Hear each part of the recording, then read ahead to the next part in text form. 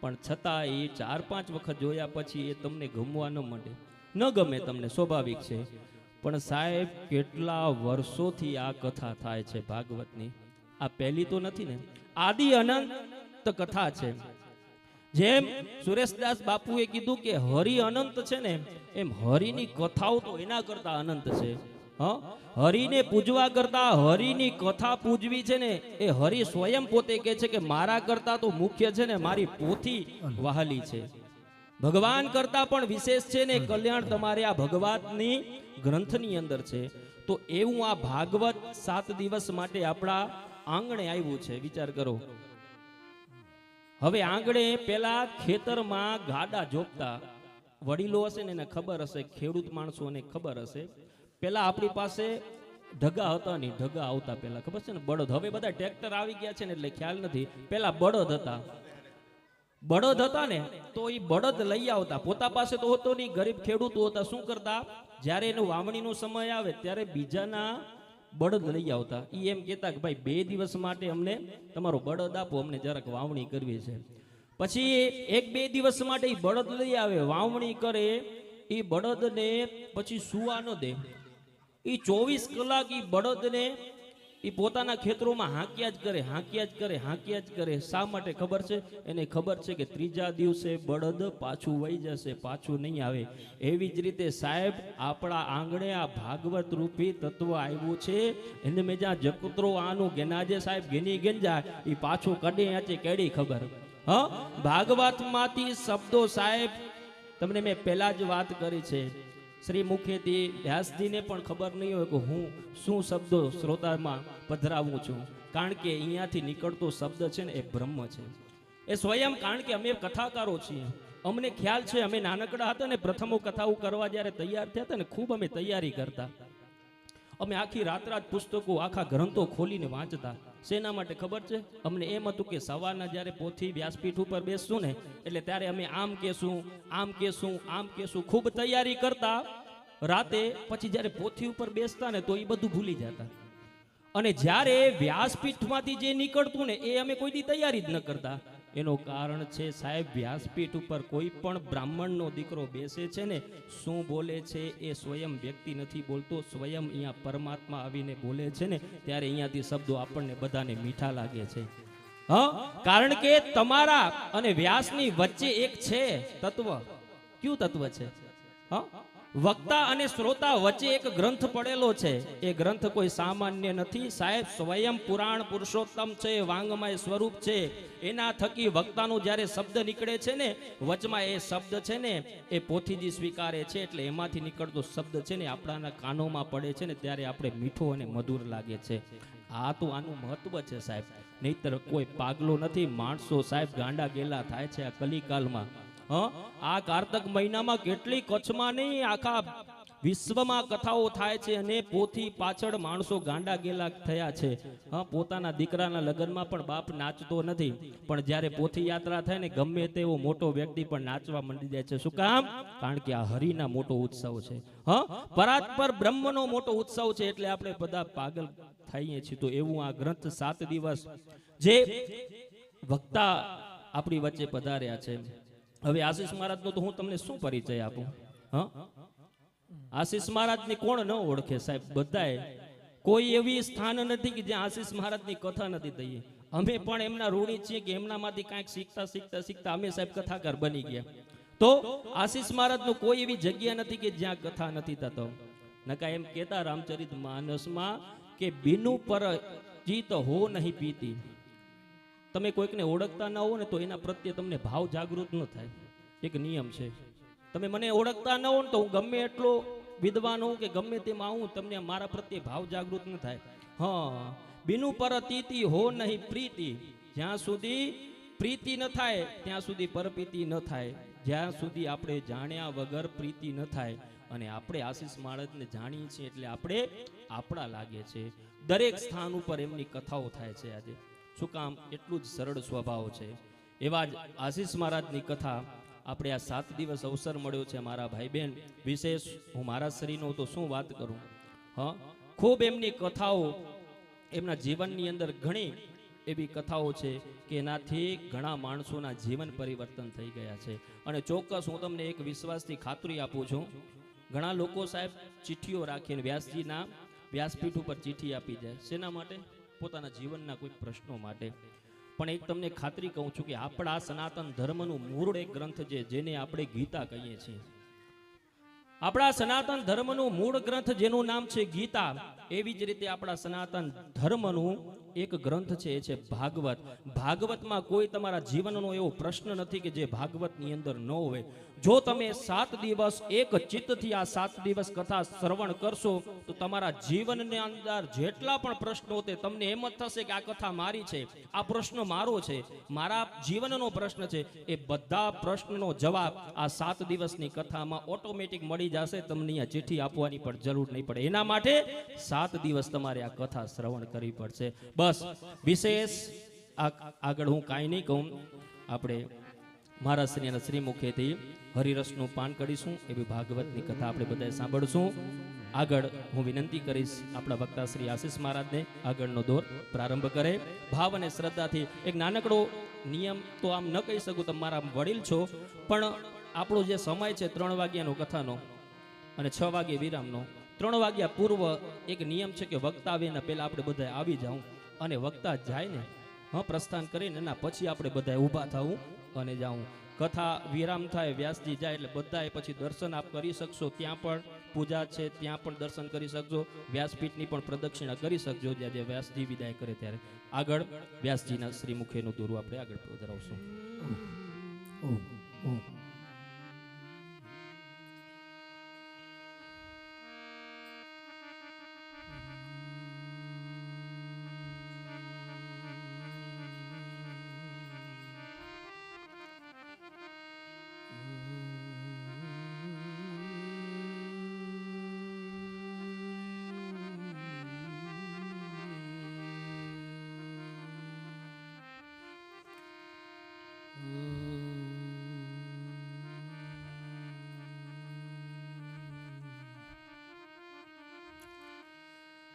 બંસી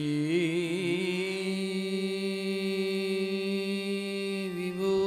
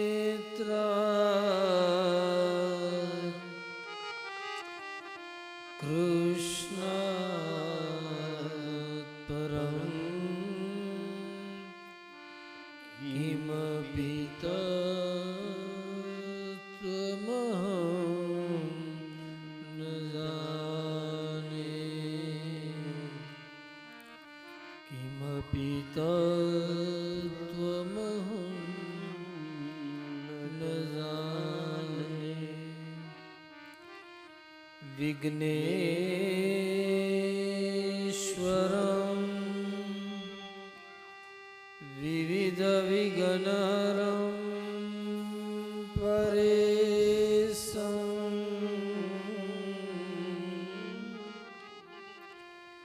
સિદ્ધિપતિ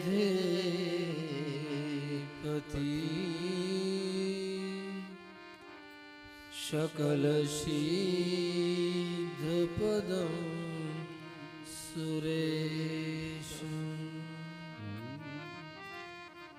बुद्धिपते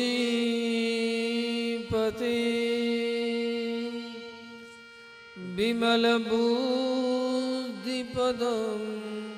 प्रियेशं वन्दे वरदवा ગણેશમ વાણી પ્રદમ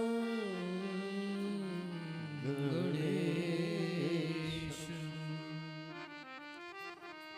યા દેવી સર્વભૂતેષુ સરસ્વતી રૂપેણ સંસ્થિતા નમસ્તસ્યૈ નમસ્તસ્યૈ નમસ્તસ્યૈ નમો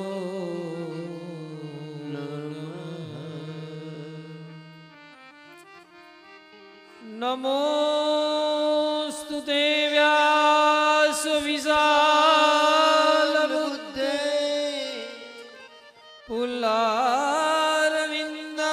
પુલ્લારવિંદાયત પત્ર નેત્રમ યેન ત્વયા ભારત તૈલપૂર્ણમ પ્રજ્વાલિતો મય પ્રદીપ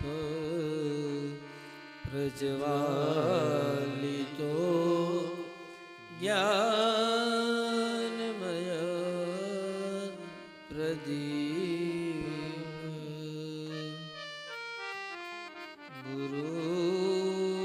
ગુરુર્બ્રહ્મા ગુરુર્વિષ્ણુ ગુરુર્દેવો મહેશ્વર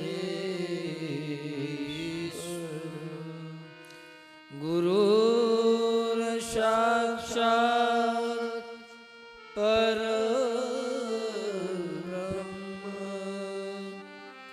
તસ્મૈ શ્રી ગુરુવે નમઃ તસ્મૈ શ્રી ગુરુવે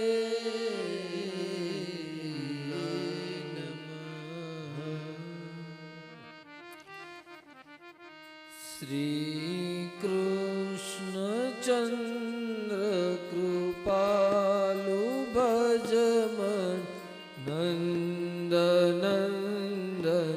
સુંદરમ શ્રી કૃષ્ણચંદ્ર કૃપાલુ ભજમન નંદનંદન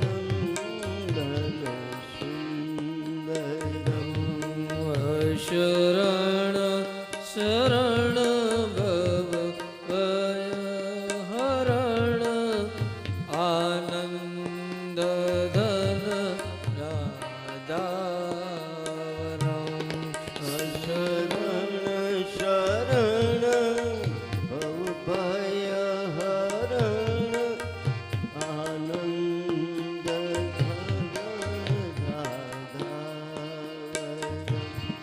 શિર મોર મુકુટ વિચિત્ર મણિમય મુકુર કુંડલ ધારિણા મોર મુકુટ વિચિત્ર મણિમય કુર કુંડલ ધારિણા મુખ ચંદ્ર દૂતિ નખ ચંદ્ર દૂતિ પુષ્પિત નિકુંજ વિહારિણમ શ્રી કૃષ્ણ ચંદ્ર કૃપાલુ ભજમન નંદનંદન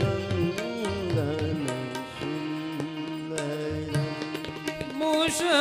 મુષકાની મુનિ મન મોહિની ચિતવન ચપલ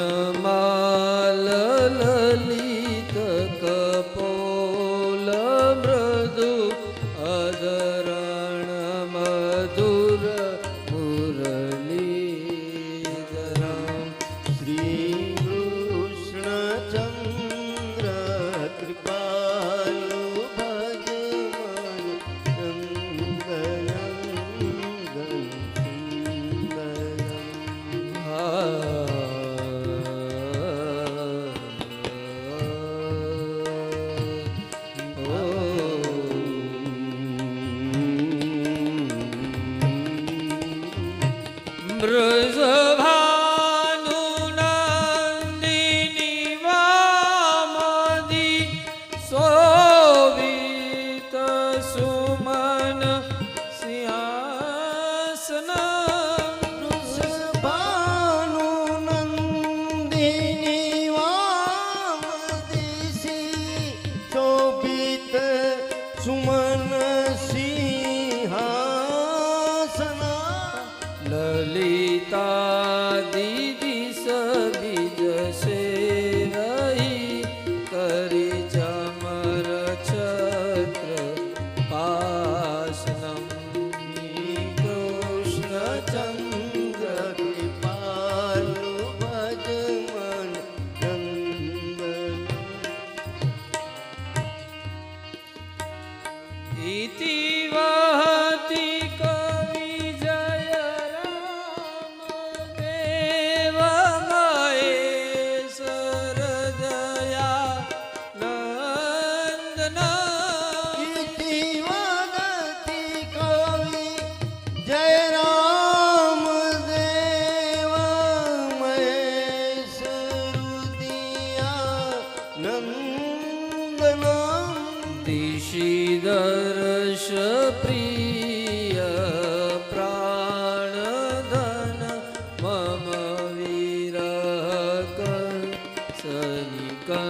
સનિકંદનમ શ્રી કૃષ્ણ ચંદ્ર કૃપાલુ ભજમન નંદન નંદન સુંદર નંદન સુંદર નંદન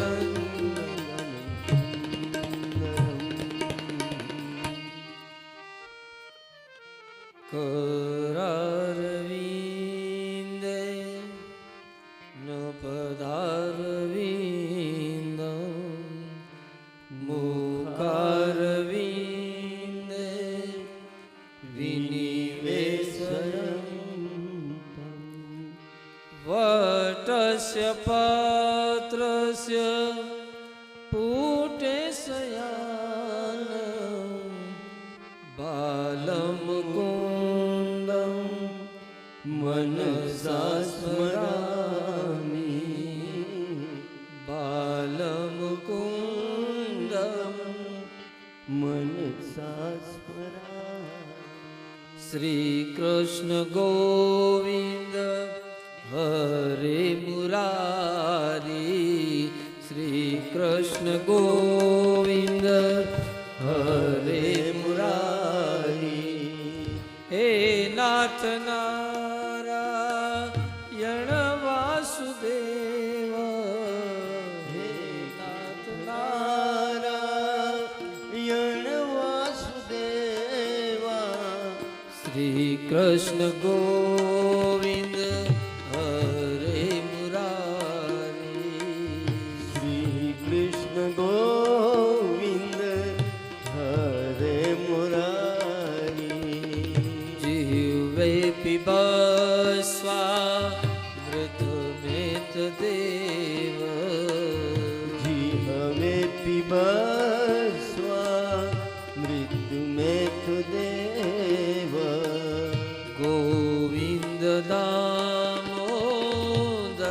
માધવેતી ગોવિંદ દામોદર માધવેતી વિક્રેતુ કામા કિલ ગોપકન્યા મુરારી પાદા પિત ચિત્ત વૃત્તિ દધ્યાદિકં મો વસાદવો ચ ગોવિંદ દામોદર માધવેતી ગૃહે ગૃહે ગો વધુ કદંબા સર્વે મિલિત્વા સમવાપ્ય યોગમ પુણ્યાની નામાની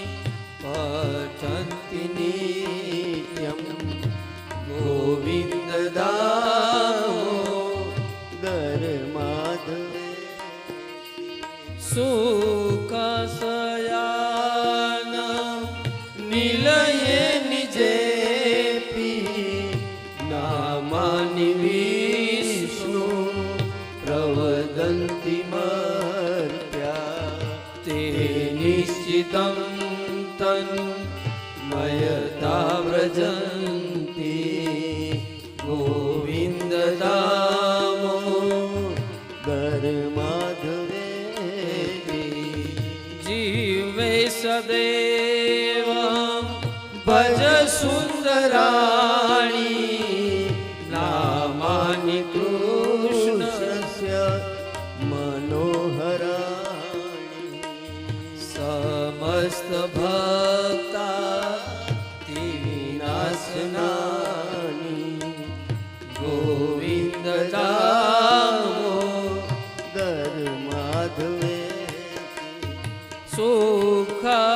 सुखवसाने इदमेव सारं दुःखावसाने इदमेव ज्ञेयं देहावसाने इदमेव जाप्यं गोविन्द दामोदर माधवेति श्रीकृष्ण गोविन्द श्रीकृष्ण राधा वर गोकुलेश गोपाल गोवर्धननाथ विष्णु जीवे पिबस्वा मृतमेतदेव गोविन्द दामोदर माधवेति गोविन्द दामोदर माधवेति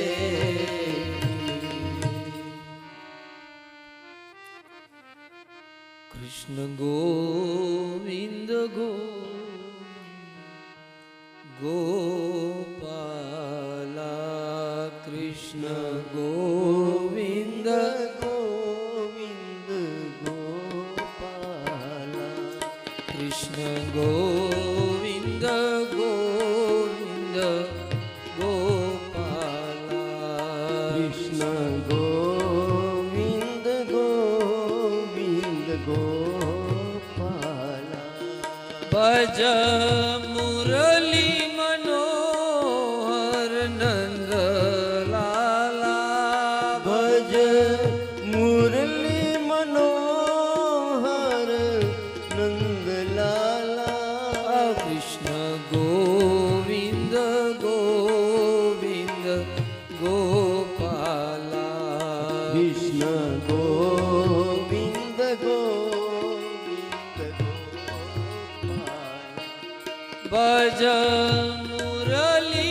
मनोहर नंद लाला हे भज मुरली मनोहर नंदलाला भज मुरली मनोहर नंद लाला भज मुरली मनोहर नंदलाला कृष्ण गोविन्द गोविन्द गोपाला कृष्ण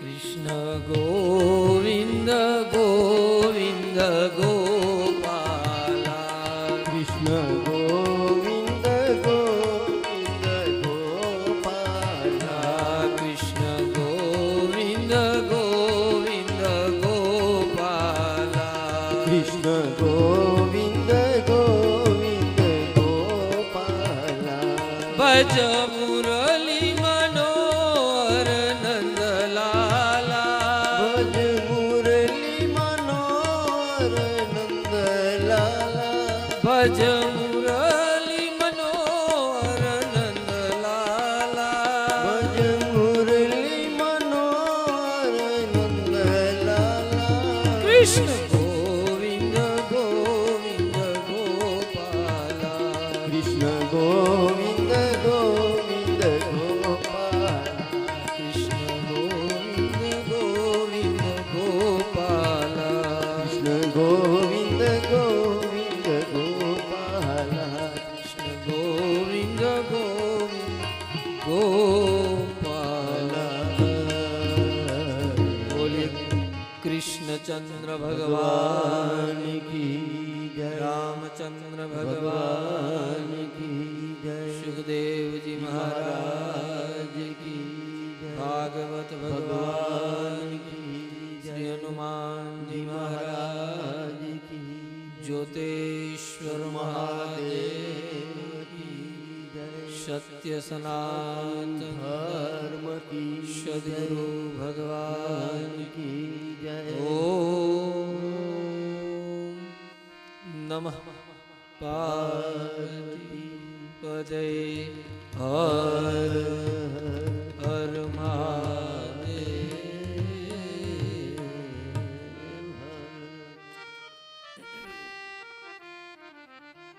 પરમ કૃપાળુ પરમાત્મા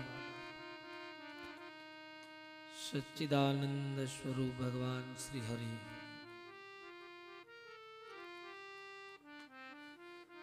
ભગવાન આશુતોષ જ્યોતેશ્વર મહાદેવ ના પટાંગણમાં પરમ કૃપાળુ પરમાત્મા ભગવાન શ્રી હરિની આપણા સૌ ઉપર જે કૃપા વર્ષી છે તે આગળ સૌ પૂર્વ વક્તાઓ આપણે ઉદ્બોધન કર્યું.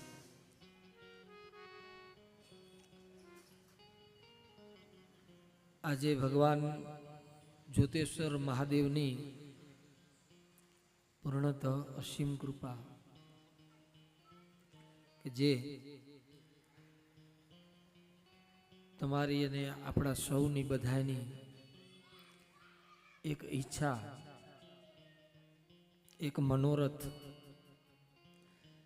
એ આજ અહીં મણિનગરના પટાંગણમાં આપણે સૌ સાથે મળી અને શ્રીમદ ભાગવતજીના પ્રસંગોનું સંવાદિક રૂપમાં હું તમે સાથે મળી અને ચર્ચા કરવાના છીએ. ત્યારે આપ સૌના હૃદયમાં બિરાજિત પરમ ચેતનાઓને પ્રણામ કરી વંદન કરી અહીં આપણી વચ્ચે પરમ પૂજ્ય સરયુદાસજી, જે આપણે સુરેશદાસજી તરીકે ઓળખીએ છીએ, તો એવા સંતો એ પણ આપણી વચ્ચે ઉપસ્થિત છે. સૌને સંતોને પ્રણામ. સૌ ભૂદેવ વર્ગ તથા આપ સૌ ભાઈઓ બહેનો માતાઓ વડીલો,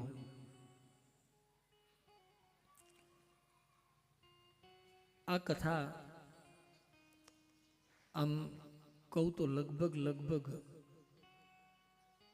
મને ધ્યાનમાં છે ત્યારથી 4-5 વર્ષ પહેલાથી આ કથાના નગારા વાગતા હતા. આ કથા શરૂમાં હા ઉષાબેન લતાબા, આ 4-5 વર્ષ પહેલાનો આ એક સંકલ્પ હતો. એની વચ્ચે આપણે મહાદેવની બિરાજમાન થયા. શાયદ મને ધ્યાનમાં છે ત્યાં સુધી મણિનગરમાંથી ખૂબ મારી સાથે જગન્નાથપુરીમાં આપણે કથા ભગવાન જગન્નાથજીના દ્વારમાં કરી, ત્યારે ખૂબ અહીંથી મણિનગરથી ઘણા બધા લોકો આવ્યા હતા સાથે. આ કથા મણિનગરમાં કરવી છે ને એમાંય આશીષ મહારાજના વક્તા સ્થાને કરવી છે. એ નગારા આજે 5મા વર્ષમાં જાય છે અને એ 5 વર્ષથી આ નગારા વાગ. પણ બાપ નિયમ છે કે જોગ લગ્ન ગ્રહ વાર તિથિ સકલ ભય અનુકૂળ. આ બધુંય જ્યારે અનુકૂળ પડે અને જ્યારે આ વ્યાસપીઠને આ પોથીજીનું જ્યારે નિર્માણ કરેલું સમય નિશ્ચિત હોય ત્યારે જ અહીંયા કથા થાય. એના પહેલા કથા ઘણી વખત કહેતો હોઉં છું કે આ કથા લેવા માટે ધનપતિની જરૂર નથી. અહીંયાથી પોતાના હૃદયની જે ધર્મની જરૂર છે અને જે માણસ ધર્મનિષ્ઠ બને છે ત્યારે એ કથાનો અધિકારી બને છે. અને એમ અહીં ભગવાન જ્યોતેશ્વર મહાદેવના એક આમ સંકલ્પ કહીએ તો સંકલ્પથી એક નિમિત્ત બનતું હોય છે. આ કથાઓ સત્સંગ ભાગવત આ બધું તો આપણે સોશિયલ મીડિયાના માધ્યમથી તો ઘણું બધું તમે બધા સાંભળતા હોય ને કરતા હોઈએ છીએ. પણ જે સામે બેસીને ભાગવતજીના વાંગમય પુરાણની સન્મુખ બેસીને જ્યારે કથા સાંભળવાનો સમય અને મોકો મળે અને એમાં પણ આપણા પોતાના જે સંતો એ આ કથાનું દીપ પ્રાગટ્ય કરતા હોય. આ બાવાને આમ તો મારો મિત્ર ભાવ છે એટલે જ્યારે ફોન કરીને ત્યારે બાવો બદ્રીનાથ બેઠો હોય. હમણાં યોગાનું યોગ બન્યું એવું કે મારે ત્યાંથી બદ્રીનાથથી કથા વિરામ કરીને પાછું વળવું ને આ બાવાને ડુંગરા ચડવાના. પણ ત્યાં સુંદર મજાનું એક આપણા જ કચ્છનું અને આપણું પોતાનું એવું સ્થાન બન્યું છે. અને જ્યારે પણ બદ્રીનાથ ધામમાં જવાનું થાય ત્યાં આપણા માટે રોટલો ને ઓટલો એ બદ્રીનાથ ધામમાં બાવાએ ત્યાં તૈયાર કરી દીધો છે. મૂલતઃ હમણાં જ મને પણ બહુ આગ્રહપૂર્વક આમંત્રણ હતું પણ યોગાનું યોગ બન્યું એવું કે મારે એ ડુંગરા ઉતર્યા કથા વિરામ કરી બદ્રીનાથથી અને મારે પાછું આવવાનું ને આ બાવાજીને ત્યાં ઓપનિંગ કરવાનું. એટલે ત્યાં વાસ્તુ પૂજા આદિ યજ્ઞ આદિ થયું અને એ આશ્રમનો પણ પ્રારંભ થયો. પણ એના માટે પણ તપસ્યા કરવી પડે છે. એમ અહીં આપણા સાનિધ્યમાં મહાદેવ આવ્યા. મહાદેવ અને એ આ ભાગવત રૂપી પુષ્પ જ્યારે મણિનગરને પ્રાપ્ત થયું છે. ભાગવત રૂપી તત્વ જ્યારે મણિનગર આ ક્ષેત્રને એમાં પણ મહિલા મંડળે પેલા અગ્રેસર બન્યા છે. નિયમ છે કે મહિલા મંડળ છે ને એ નારી શક્તિ છે ને એ આમ હર હંમેશ આગળ જ હોય છે.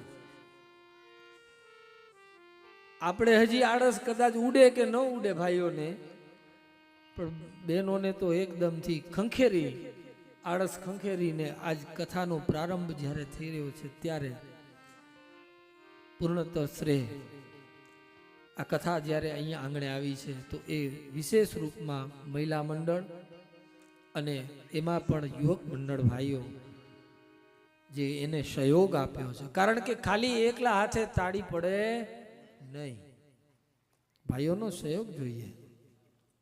અને ભાઈઓ વગર પણ દરેક જગ્યા ઉપર દરેક સત્કર્મમાં બધાનો સહયોગ હોય અને સાથ અને સહકાર હોય તો એ સત્કર્મ હર હંમેશ સિદ્ધિ તરફ પહોંચે છે.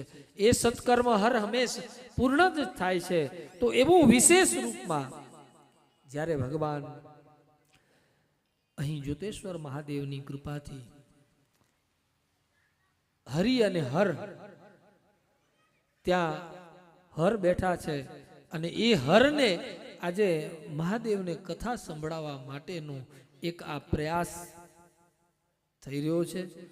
તો એની વચ્ચે હું ને તમે સાથે મળી અને એક લાભ લેવાના છીએ. તો મૂળતઃ આજે આ ભાગવત સપ્તાહ જ્ઞાન યજ્ઞ આમ તો સંવાદિક રૂપમાં છે અને વિશેષમાં આજે ગોપાષ્ટમી છે અને આ જ સમયે શાયદ 2-4 વર્ષ થયા ત્યાં દત્તશરણાનંદજી મહારાજ ગોપાષ્ટમીનું ત્યાં વિરામ કરેલી, રાજેન્દ્રદાસ મહારાજ ગૌ નવરાત્રિ ઉજવેલી હતી. એ નારાયણ સરોવરમાં ગૌ નવરાત્રિ થઈ અને વિશેષમાં ગાયોનો ખૂબ મહાત્મ્ય છે, આપણે બધા જાણીએ છીએ. પણ છતાં ગાયને આજે રાષ્ટ્ર માતા તરીકે, રાષ્ટ્ર પશુ તરીકે જે આપણે રાષ્ટ્રનું એક મૂળ દરજ્જો આપવા માટે આપણે શાસ્ત્રોના અનુસાર છે, છતાં પણ આપણે ગાયોને રખડતી મોકલીએ છીએ.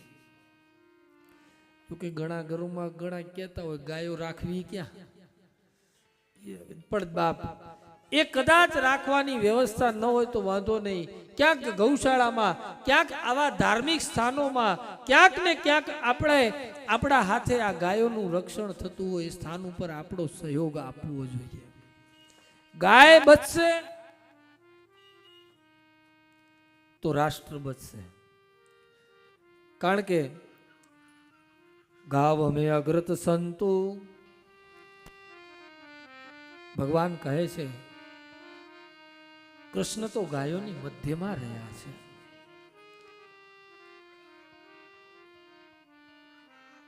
જેને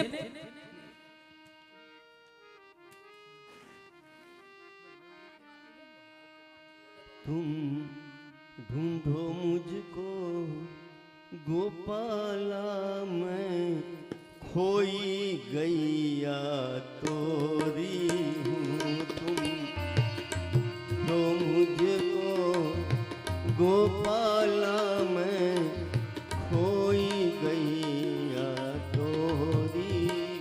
પૂજ્ય સુરેશદાસજી મહારાજ આપણી વચ્ચેથી વિદાય લે છે, કારણ કે શાંતિદાસજી બાપુ પણ આપણી વચ્ચે આવવાના જ હતા, પણ કંઈક કાર્યક્રમોના વ્યસ્તતાના કારણે આપણી વચ્ચે નથી આવી શક્યા.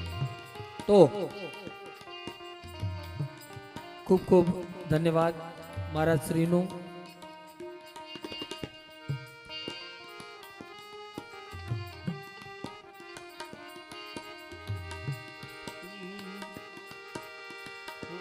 तुम सुध लो मेरी गोपाला, तुम सुध लो मेरी गोपाला, मैं खोई गैया तोरी हूँ.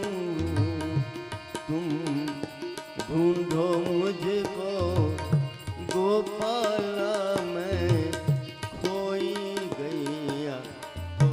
બોલીએ શ્રી ગૌ માતા કી जय ગૌ માતા કી ગૌ માતા કી. जय. આવો આજ પુણ્ય પવિત્ર દિવસ,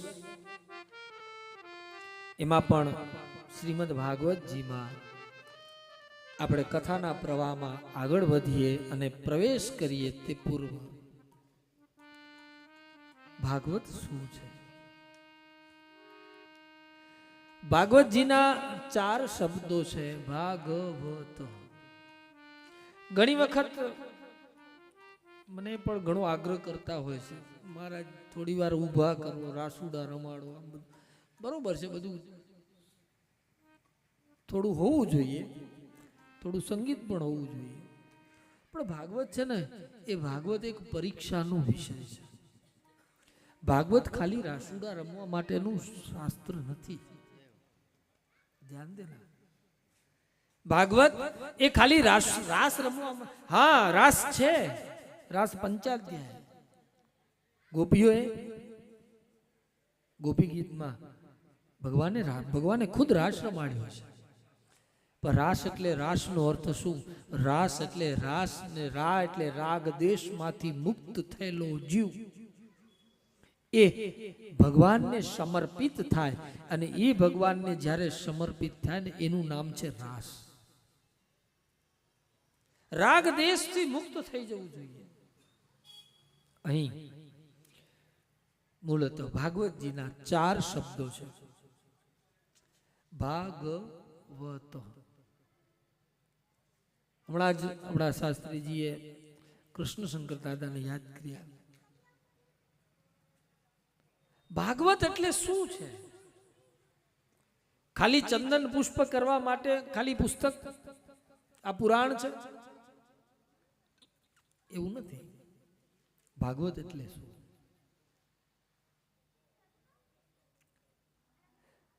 અહીં શાસ્ત્રમાં કૃષ્ણ શંકર દાદાનો અર્થ છે, શાસ્ત્રોમાં લખ્યું છે આ ભાગવતમાંથી મને ને તમને શું મળે છે?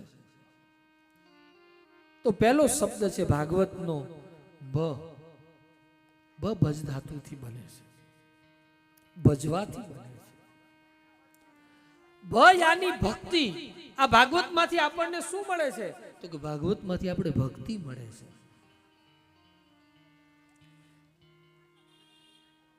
આગળ પ્રકરણમાં આવશે જ્ઞાન, ભક્તિ, વૈરાગ્યના 4 શબ્દ છે. ભાગવત.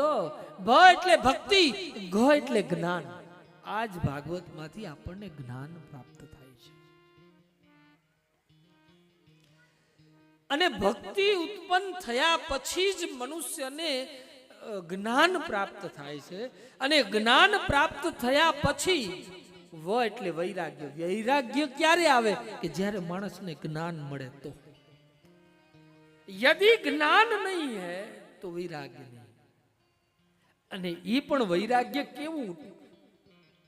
શાયદ ભજનમાં લખ્યું છે ત્યાગ. વૈરાગ્ય, ત્યાગ વગર વૈરાગ્ય પણ ટકતું નથી. વ એટલે વૈરાગ્ય, અને છેલ્લે તો એટલે ત્યાગ, તૃપ્તિ.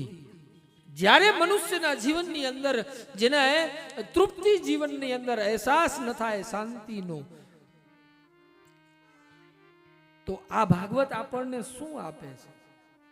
ભાગવત આપણને આપે છે એ ભ એટલે ભક્તિ આપે છે, ગ એટલે જ્ઞાન આપે છે, વ એટલે વૈરાગ્ય આપે છે, અને તો એટલે ત્યાગ કરવાની વૃત્તિ. તૃપ્તિ થઈ જવાય, માણસનું તૃપ્ત થઈ જાય ને પછી કઈ જીવનમાં બાકી જ નથી રહેતું. પણ આપણે તો લાવ લાવ લાવ એક જ આશા છે. આપણી વૃત્તિ કેવી? હજી થોડું વધારે કમાવી લઉં, 10 કમાયા તો હજી 20 કમાવું, 20 થાય તો 50 કમાવું. કમાવો એની ના નથી, કારણ કે શાસ્ત્રોમાં એવું કહ્યું છે યૌવનમ ધન સંચય. માણસને યુવાનીમાં જ ધનનો સંચય થઈ શકે. ધ્યાન દેના, માણસ યુવાનીમાં જ ધન કમાવી શકે. આ જગતગુરુ શંકરાચાર્ય મહારાજ બોલ્યા છે, અંગમ ગલિતમ ગલિતમ મુંડમ દસન વીનમ આશા પિંડમ ભજ ગોવિંદમ. આપણને કહ્યું છે શંકરાચાર્યજી, હે મૂઢ ભજ ગોવિંદમ મૂઢ મત. એટલે યૌવનમ ધન સંચય, યુવાનીમાં જ ધનનો સંચય થાય, યુવાનીમાં જ ધન કમાવાય. પણ સાથે સાથે યૌવનમ ધર્મ સાધ્યમ, યુવાનીમાં જ ધર્મને સાધી શકાય. પછી બુઢાપો આવે અને પછી મોઢામાં દાંત હોય કે ન હોય, બોલવું હોય કંઈક અને બોલાય કંઈક. આના કરતા આપણે પહેલા જ શરીર સ્વસ્થ છે અને એકદમ સ્વસ્થ નિરોગી શરીર છે ત્યારે જ પરમાત્માને આપણું એનું ભજન કરી લેવું. ધર્મની સાથે ધન કમાવાની વાત કરી છે. એટલે અહીં ભાગવતજીમાં જે પ્રકરણો આપ્યા છે એ ભાગવતજીના દરેક પ્રકરણની અંદર આપણે ભક્તિ કઈ રીતે ઉત્પન્ન થાય, જ્ઞાન કઈ રીતે પ્રાપ્ત થાય, વૈરાગ્ય કઈ રીતે મળે, અને મનુષ્યના જીવનમાં ત્યાગ ન ટકે વૈરાગ્ય વિના, ત્યાગ ન ટકે વૈરાગ્ય વિના, ત્યાગ વગર વૈરાગ્ય નથી. ઘણા બધા પ્રસંગો છે, મને સ્મૃતિમાં પણ આવે છે અને પ્રવાહમાં પણ છે, પણ સમય આપણો નજીક વિરામ, એટલે કે આજે પહેલા દિવસનું કથાનો મૂળ હતો. આપણે મંગલાચરણ તરફ આગળ વધીએ. મંગલાચરણ શું છે? મંગલ આચરણ જે જીવનની અંદર પોતાના જીવનમાં જે પોતાનો મંગળ વિચારે છે, મંગલ આચરણમાં સારા આચરણો કરે છે, એનું નામ છે મંગલાચરણ. આચરણમાં જે લે છે, આચરણમાં જે રાખે છે, એનું નામ છે મંગલાચરણ.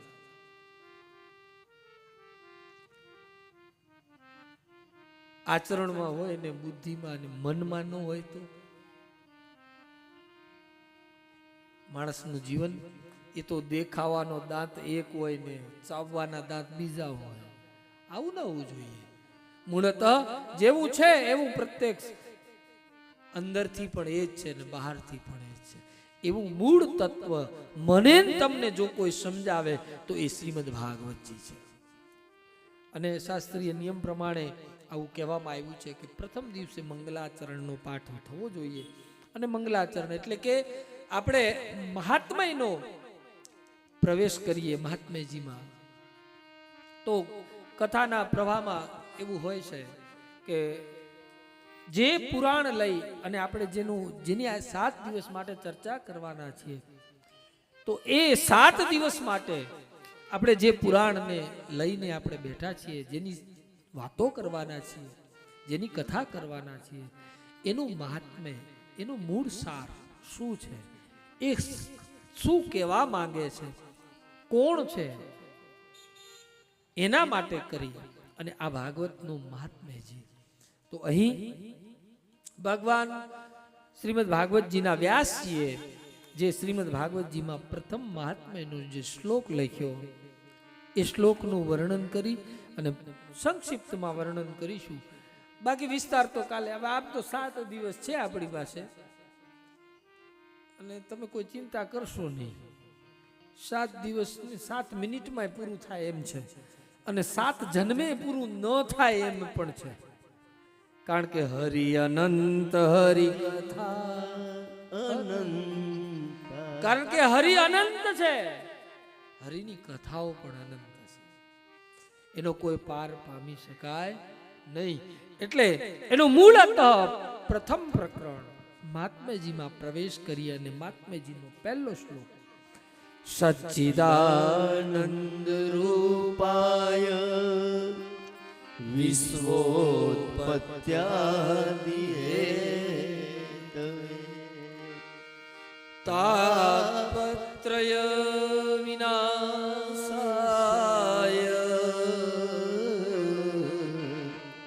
શ્રી કૃષ્ણાય વયમ નુમઃ શ્રી કૃષ્ણાય વયમ નુમઃ સચ્ચિદાનંદ રૂપાય. હવે આ શ્લોક જુઓ. આ શ્લોકને ખૂબ, અને ભાગવતજીમાં એક એક શ્લોકમાં, એટલે મેં પહેલું જ કહ્યું કે ભાગવતજી ખાલી ચંદન પુષ્પ કરવા પૂરતું નથી. હું તો થોડુંક સ્પષ્ટતા જ કરું છું અને પહેલેથી કહેતો આવું છું કે ભાગવતજી ઘરે ખાલી રાખવાથી, પૂજા કરવાથી કોઈ નહીં વળે. એના પાના ઉથલાવવા પડશે, એને વાંચવું પડશે. એ ન સમજાય તો કોઈક બુદ્ધ પુરુષ પાસે બેસી અને સમજવું પડશે. 4 વેદ આપણી પાસે પડ્યા હોય અને એ 4 વેદમાં આપણે દરરોજ અગરબત્તી, દીવો, પુષ્પ ધરાવીએ, ચંદન પુષ્પ કરીએ, એટલાથી પૂરું નહીં થઈ જાય. વેદ નહીં સમજાય. આ છોકરાઓ બધા ભણી આવ્યા કાશીથી, એ વેદની ખાલી પૂજા જ કરી હોત તો વેદ નો સમજાય. વેદને સમજવા માટે તો બાપ વેદ નારાયણ સ્વરૂપ બનવું પડે. દેવમ ભૂતવા દેવમ યજેત. પરમ તત્વ પરમાત્મામાં લીન થવું પડે. એટલે અહીં ભાગવતજીમાં પહેલા શ્લોકમાં લખ્યું છે કૃષ્ણ કોણ છે. કૃષ્ણ ખાલી મટકા ફોડવા વાળો કૃષ્ણની વાત નથી. ધ્યાન દેના, કૃષ્ણ કોણ છે? કૃષ્ણનું નામ છે જે આપણે કહીએ છીએ 18 અક્ષર. એ 18 અક્ષરના કૃષ્ણના નામમાં કેટલી તાકાત છે એ આ પહેલા શ્લોકમાં બતાવે. કૃષ્ણનો અર્થ થાય કર્ષતિ ઇતિ કૃષ્ણ. જેનું નામ લેવાથી એ નામથી જ ખાલી આકર્ષણ કરે. કર્ષતિ એટલે આકર્ષણ કરવું. કર્ષતિ ઇતિ કૃષ્ણ. જે આકર્ષણ, જેનું નામ લેવાથી, નામ લેવા માત્રથી જેના જીવનની અંદર આકર્ષણ પરમાત્માનો ઉદ્ભવ થાય એનું નામ છે કૃષ્ણ. કર્ષતિ ઇતિ કૃષ્ણ.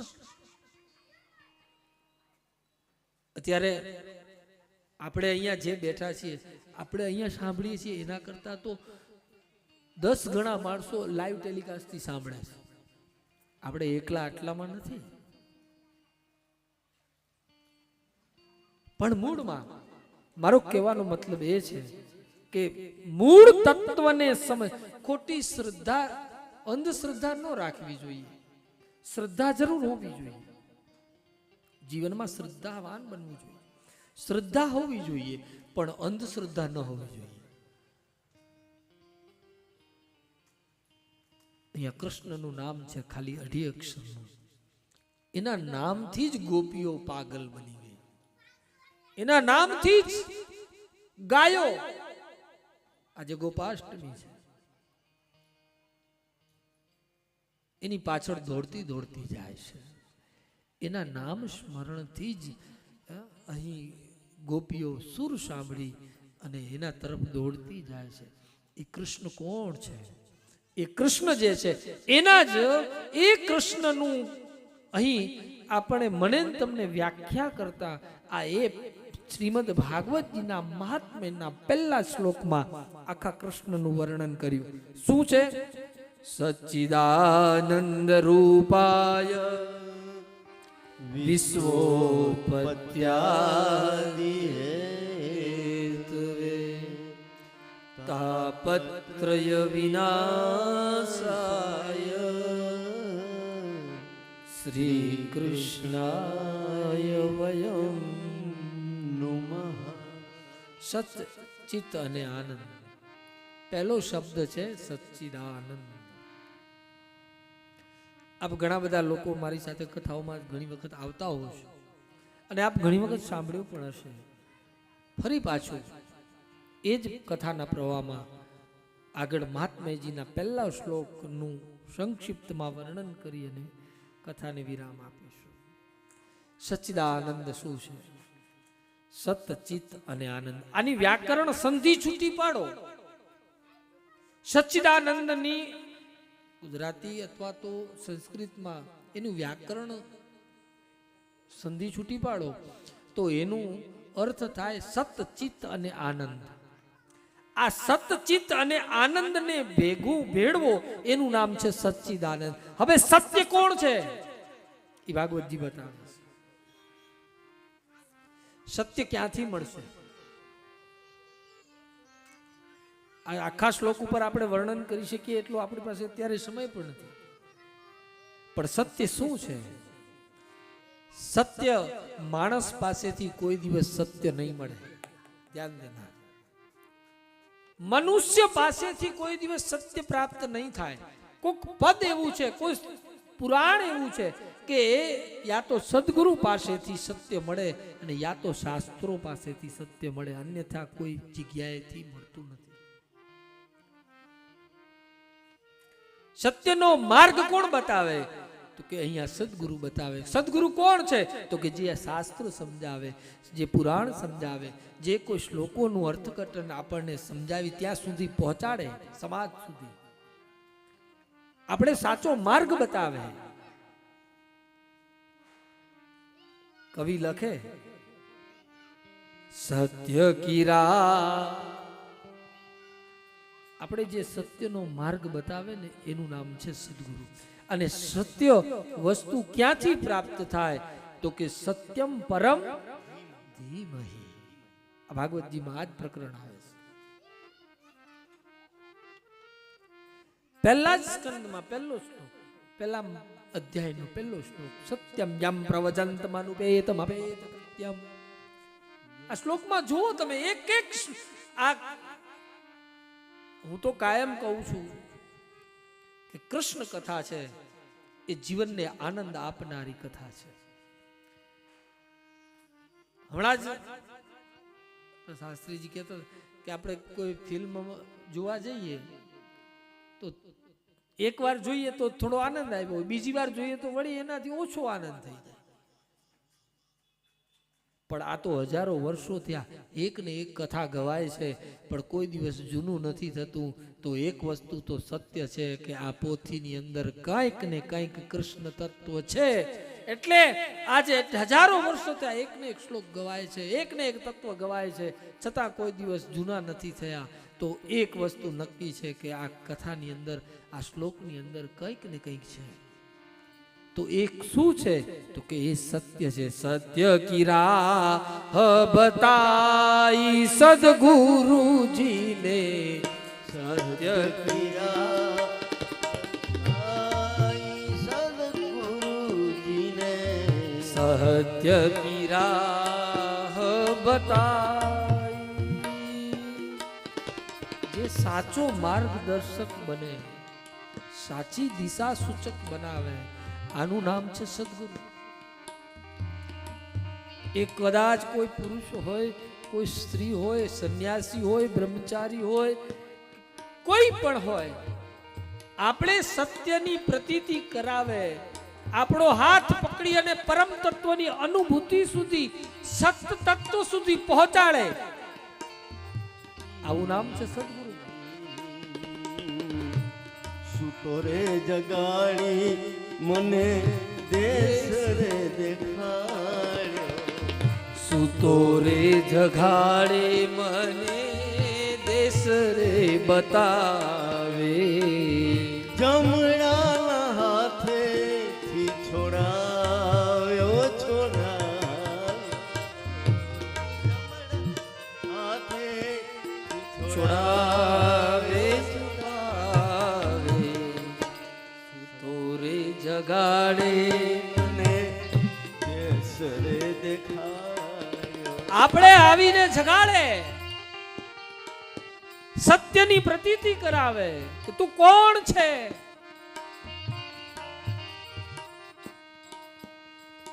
અહીં એ તત્વને જે બતાવે સત્ય તત્વ, એ તો સત્ય તત્વ એક શાસ્ત્ર પાસેથી મળશે અને એક સદગુરુ પાસેથી મળશે. માણસ પાસેથી અહીં વાત જે કરી હશે એ વળી પાછો ત્યાં બીજે જઈને વાત કરશે ને તો એમાં વધારો કરશે, ઘટાડો થઈ શકે, વધારો થઈ શકે, પણ એને એ પાછું નહીં થઈ શકે. આ નિયમ છે બધો. કારણ કે સત્ય એ સત્ય, સત્યને સાબિત કરવા માટેની કોઈ જરૂરત નથી.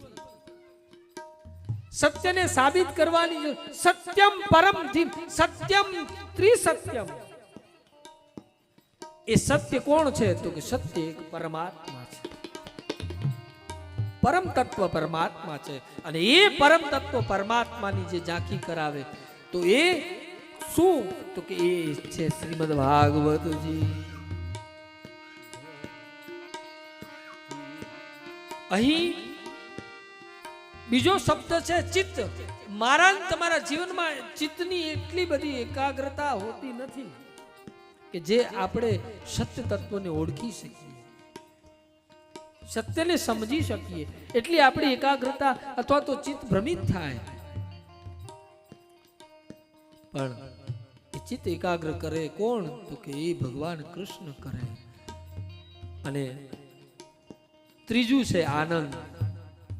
એ આનંદ આવે છે ક્યાંથી? આનંદ કોણ છે?